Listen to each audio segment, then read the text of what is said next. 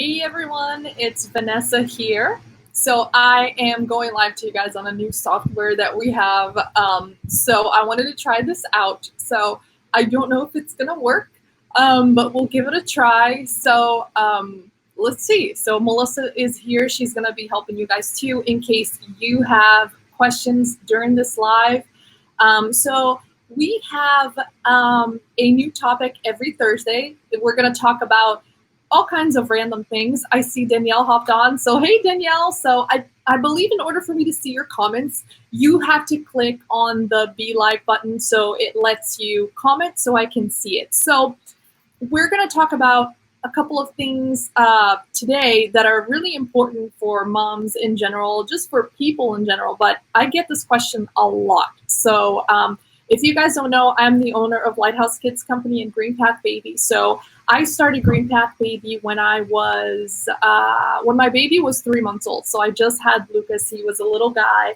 And I was really just looking for something to kind of occupy my mind. I had this business degree that I wasn't using, and I just stopped my, kind of like everything I was doing. And I had this baby, my older child, and I stayed at home. I stayed home with him for about 2 years, and I went out of my mind. So when I had my second baby, I was like, I'm gonna start a business. I don't even know what it is, but I'm gonna start a business. So hey Daniela, hey Christine, nice to see you guys. I can see your comments, so this is good. So anyways, so that was kind of my story. I wanted to start something new, and I saw that there was a hole in the market. There was a niche market that wasn't being filled where we were. So that's how I decided to kind of start a cloth diapering business. Now, for you, that might be something else. For you, you might have a passion to do fitness or to start something with your friends that's a clothing line, or I don't know, whatever you're into, that may be something that is your passion. So it's really important to kind of stay within your passion, but I'm going to talk about that later. But so we wanted to kind of touch on that because it's funny, a lot of moms ask me this question when they meet me like in person. That's the first thing they ask me is, how did you get started? How did this come about and all of that? So I'm just going to share a couple of tips that I have here that I prepared here for you guys. If you guys have particular questions, or if you guys have questions that you want to ask me specifically about something that you're curious about, just write it on the chat. Make sure that you click the Be Live button, and I can answer that for you. So I see a couple more people hopped on. So Melissa's here, Caitlin's here. So I hope that answers your question for you. So the first item that I want to talk about is when you're a mom and you want to start a business, the first thing you want to think about is what's your purpose? Kind of like what's your passion? Are you like somebody that likes art? What are you good at? Are you somebody that does awesome designs? That was kind of true in my case because I happen to have an art background, and I was like, I can do this like way better than the designs I'm seeing. Like I can draw this, I can kind of put my web design skills to use. So I kind of built something on something that I thought I could really be good at. But maybe for you, like I said, I see a lot of moms that are good at exercising and they want to help other moms get back into shape after having their baby. And, that's kind of their passion. So really hone in on what your gift is and what you want to kind of bring to the world and for other people to see, because it is going to be a lot of work. So if you're not passionate about it, it's going to go down the tubes. Danielle says narrowing down interest is hard. It is so hard. I feel lucky because my life, I've kind of done a lot of things, but I've been really, really good at maybe one thing, which was like the art thing. So I knew I had that in the bag. Like I can do a lot of things, but art was my thing. So that was always very easy for me, came very naturally for me. For others, it's not that easy, so your passion may be something completely different. Maybe you have organizational skills. One of the businesses that I love here in Jupiter that a mom has is it's called One Organized Mom, and she has a passion for like cleaning everything up and putting everything together. So she literally has like a really successful company that's just kind of cleans your house, organizes your house, puts everything together. There's another mom that does that in like your closet, or like she finds really creative ways to like just organize your life, which Like if you've ever met me, like I am a hot mess in that department. I cannot organize anything. Anywhere I've been, it's a mess. It's a mess. I'm like one big creativity bomb that just goes off everywhere. So I do not have those skills. So I actually have used her services and other mom services too to kind of help me with my lack of organizational skills. So that's a really great business that I just saw there. So a lot of moms, we have a lot of talents, and I feel like as our kids get here, we kind of push them aside. And I think it's kind of like doing society and everybody a disservice because we're still kind of, still like trying to kind of, we have to get that out there and kind of bless the world with what we've been given too. So that's my first tip is passion. Hone in what you're passionate about. If you're into like really cool stuff and you want to dig deeper into this, there is a term called Ikigai. It's actually like a Japanese term that kind of like says like when you put together your passion with the things society needs, with a way to make money. It's kind of like a little chart, like a Venn diagram. It's like you have like a successful business. So Google that.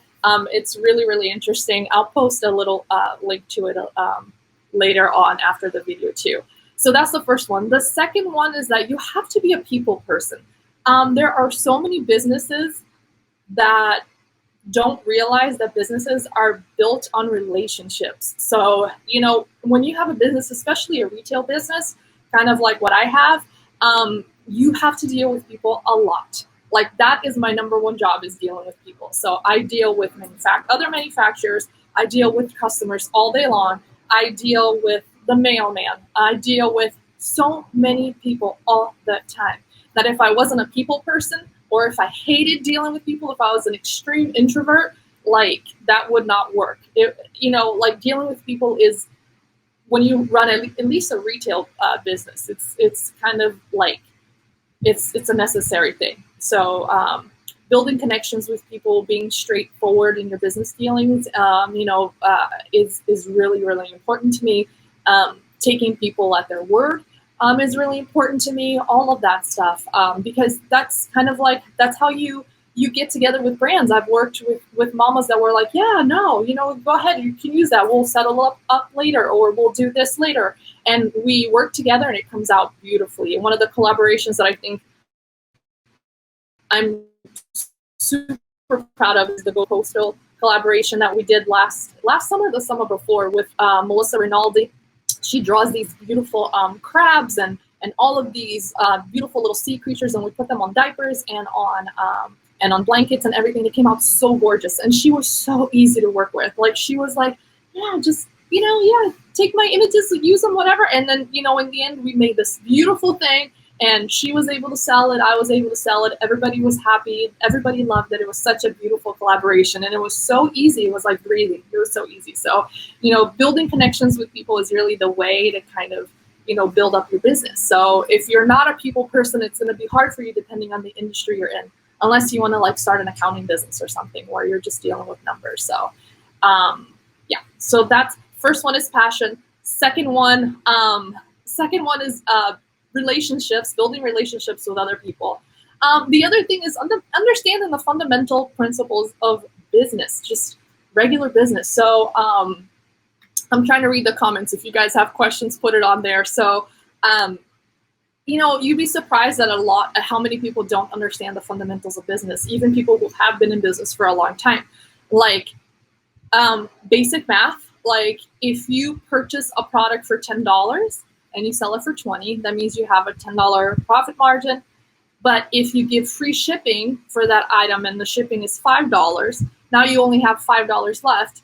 If you gave points for that purchase, okay, let's say you gave them 20 points for that purchase, and every point is worth $1, now you're losing money next time that person makes a purchase. So you have to be really, really good at understanding kind of like how to utilize your funds wisely to be able to kind of make it work, because in the end, it's your money that you're investing. So if you're careful with it and you're able to parcel it out correctly, then you'll be okay. But the reality is most businesses fail within 5 years, and it's because in the climate that we're in, even though we have online stores, and you think, oh, great, I don't have to pay for a store, but you still have to pay for your website, credit card fees, PayPal fees, things you don't even think about, fees for shipping, fees for your shipping software, fees for your label, fees for your shipping mailer. So it adds up really fast. So even if you think you're making a great profit on something, in reality, you're really not. So you start adding all of those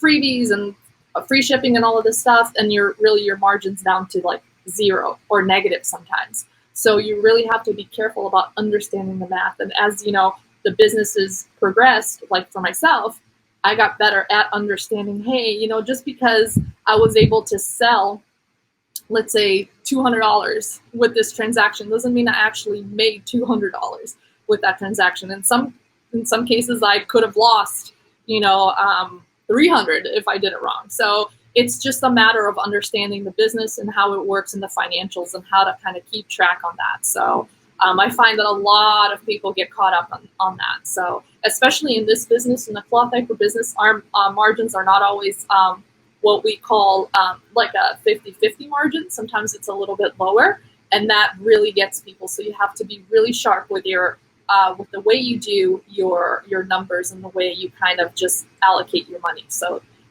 passion, relationships, understanding the business fundamentals.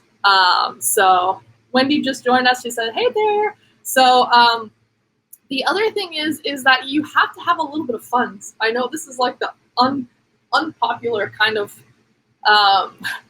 part of the video, I guess. It's like if you don't have funds to invest in your business to start out, like you can't even buy inventory if you're talking a retail business, or maybe if you're starting a website for a service, you can't have that website.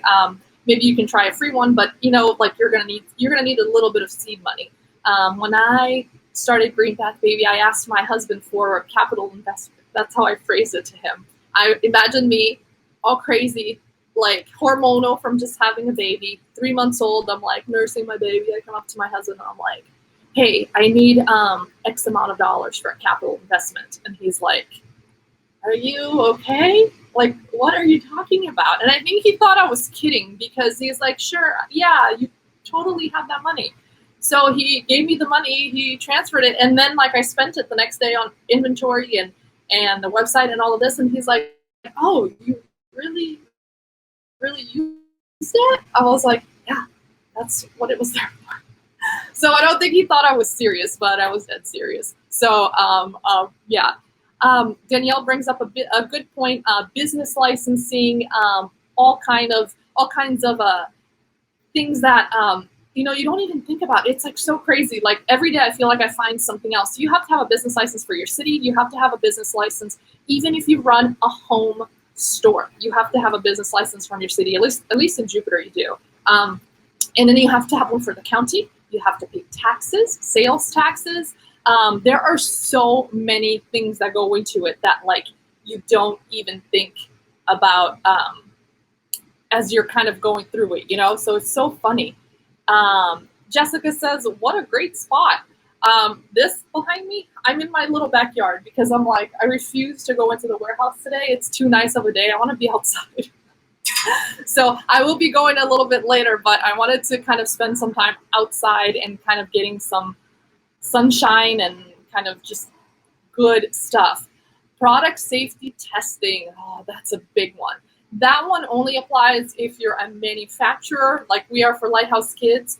But every single product that comes into our warehouse before it gets shipped out to the customer has to be sent to our lab in Indiana so they can, number one, burn it. Yes, they do burn and flammability tests since we're dealing with baby stuff. Then they test for phthalates. Then they test for lead.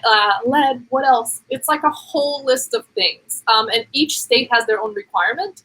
So like if we want to sell on Amazon or want to sell to other retailers, we have to have every single one of those requirements met. So it is quite rigid, like little things you don't think about. So if you think you have this huge profit margin, but it really isn't that huge when you're done. And talking about plus employees too, we have to pay our employees, we have to pay, our warehouse in Atlanta, we have a fulfillment warehouse. So, those guys need to be paid. They're putting your orders together. So it's just huge. Christina Leo, let's see what she's saying. Okay, so Christina says your LLC, sales tax, sales tax kills me. I don't know. I know that the customer pays it, but every time I pay it, I cry a little inside. I'm like, I don't know why. And then for some strange reason, which is completely backwards, hear me out. If I have a bad sales month and I pay less in taxes, I'm like, I'm paying less in taxes, which is ridiculous. So don't be like me. Pay your taxes and be happy about it, because I'm always like, you didn't get all of my money this month, but that's because I didn't sell as much. So not smart. Let's see. So LLC tax, property tax if you're brick and mortar. If you're working on a business plan and learning about the small things you would have never thought of. Thank you for this video. So just out of curiosity, Christina, what's the business that you're starting? I'd be glad to help with any questions that you may have. Yeah, there is a lot. A lot of people have business plans. I didn't really have a business plan when I started. I just kind of knew it in my head, maybe from doing it in school. I just was boom, boom, boom, boom, boom, and I just kind of did it. But I think it's wise to have a plan, to have a way of saying, this is how I'm going to make my money. This is how I'm going to pay off my initial investment. This is how I'm going to do things properly, because the people that have those things in place, you're much, much more likely to achieve them and to do it correctly. So you have to research it, for your area and all kinds of stuff. So yeah, IRS, you have to have your tax ID number to not have, if you want to get wholesale's account, get a resale license certificate if you're reselling products. So there's a lot of stuff going on. So, okay, we talked about passion. That's your number one. Relationships. The businesses are built on relationships. You have to understand the fundamentals of business, meaning profit margins, how to discount, all of those things. You must have a little bit of seed money to put that in to start your business. And the last thing is really, you must have the time. If you starting a business, when you start, it's like a start of a love relationship. You're so in love with that person, you can't stop thinking about them. And you're obsessed. But starting a business is the exact same way, except you're always obsessed and it doesn't leave your head. And sometimes it's really, really bad. I will be having dreams at night about how to correctly fix an issue with a diaper, or how to email a person, or how I forgot to send a package, or really weird things.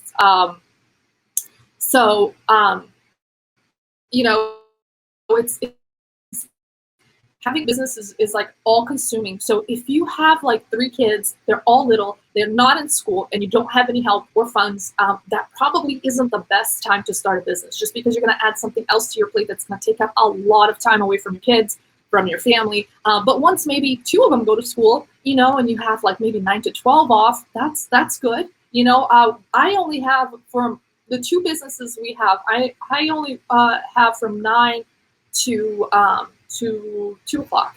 And at 2 o'clock, I pick up my kids. This is something I don't budge on. I used to have a nanny when I had the store, the brick and mortar, but I decided that I didn't want to do that anymore. I wanted to be part of my kids' life and to be present with them.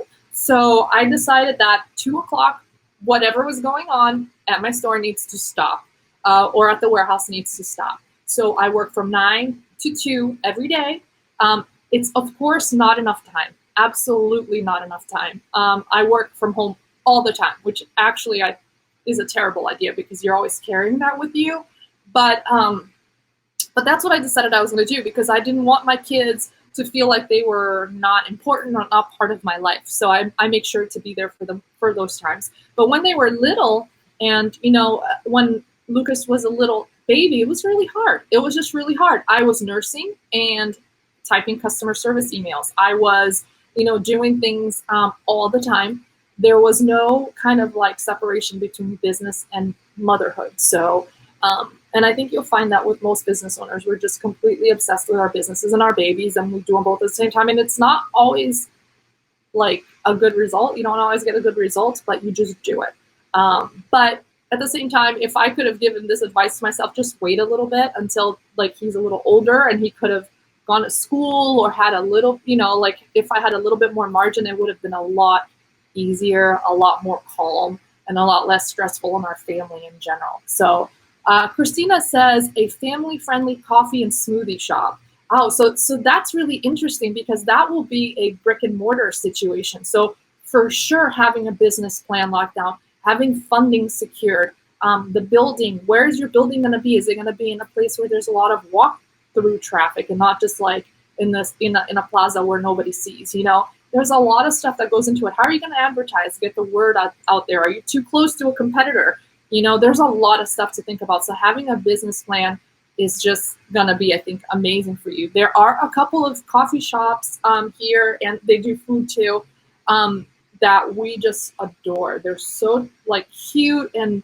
just such good food, and they're amazing. And you know what? The other thing too that I didn't put in here in this thing, but when I first started, before I opened my brick and mortar, I literally went to every single store in that plaza and I said, "How are you doing?